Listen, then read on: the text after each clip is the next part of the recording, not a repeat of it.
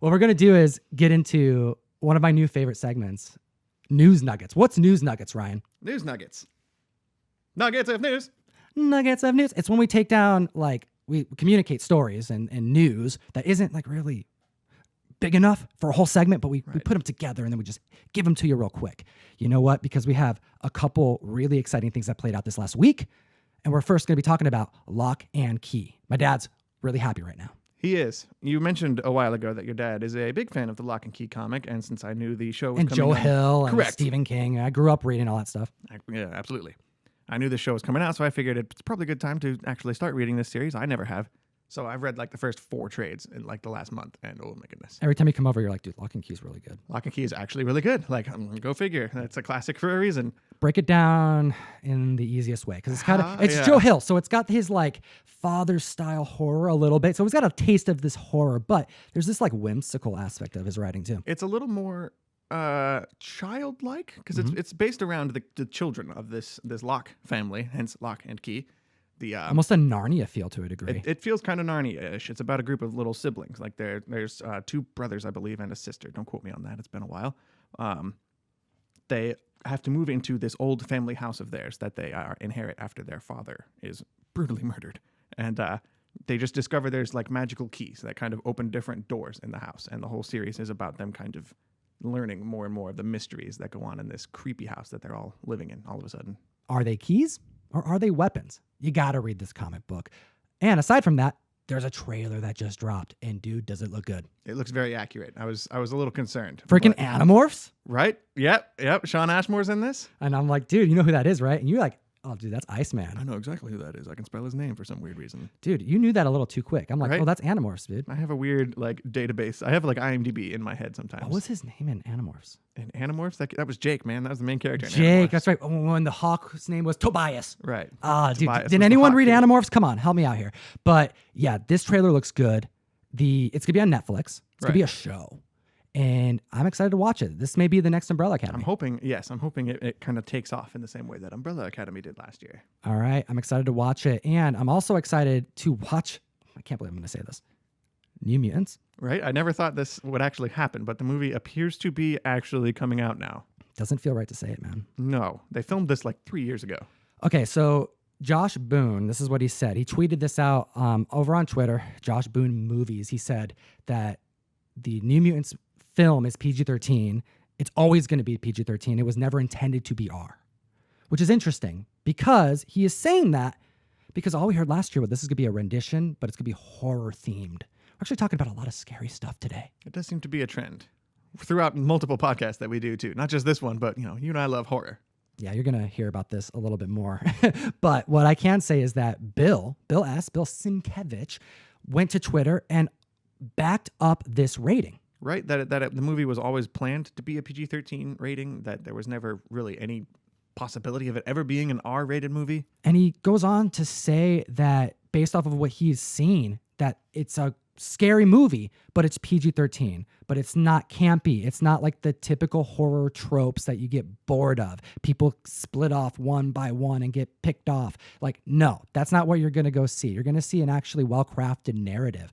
And if Bill likes it, and it's a horror movie, and it's the same director. Like he's approving this cut of the film. Like this was his inspired version, and what he's bringing to screen, he's happy with. It's not being diced up. It's not going to get the Dark Phoenix treatment. We're getting original content.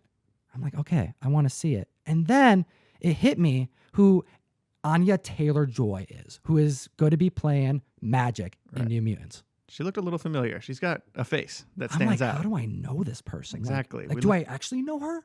We looked it up. We know her. Yeah, dude. She's the lead in The Witch, one of my favorite horror movies. Tom and I are big fans of that movie. Dude, A24, man. They get me. They really do. They put out the best. And she was in The Witch. She looks kind of freaky. Mm-hmm. Like she's got that look, dude. I don't know if you've ever seen VHS, but no, nothing there. Okay, well, if Comic Fam, you know what I'm talking about because VHS is a horror anthology, and the first one's about a succubus who didn't pass my bar. She's got the eyes, man, is what I'm trying to say. I looked at that movie and was like, pass.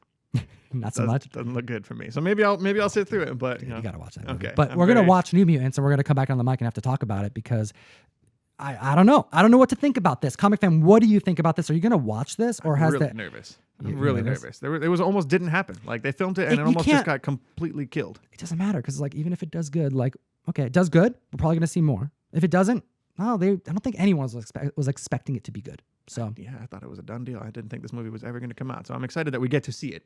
okay, well, something that I'm hoping we get to see.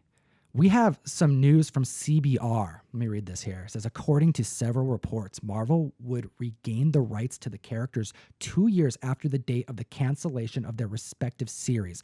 Which We're talking characters? about Netflix, Marvel Heroes. The Defenders, Daredevil, Luke Cage, Iron Jessica Fist, Jones. Jessica Jones. Man, it's like several reports. If true, that would mean that Iron Fist would be back to play by October 12th. Luke Cage, October 19th, and Daredevil, November 29th. That's really close to one another at the end of the year. So there was a stipulation in the contracts when they did these Marvel Netflix shows that when the shows ended, when they ended, they would have to wait.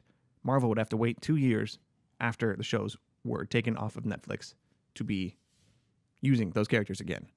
And it is now coming up at the end of this year. It'll be 2 years since the cancellation of Daredevil and Iron Fist. So there's the potential for those people to Reprise pop their up. role, maybe? Like that's the question. Would they get the same actors back? Those people have already signed new things. They've already had new projects. They're off doing other things. These shows are canceled. It's weird, but like I can imagine maybe a new Daredevil. I think he's a big enough character, but man, I don't want to see a new Luke Cage take that role, new Jessica Jones take that role. I thought they did really good. I really liked Iron those Fist, shows. okay, maybe. A lot of people didn't care for it, but still, I think it was good enough. I mean, better than anything on the CW, dude.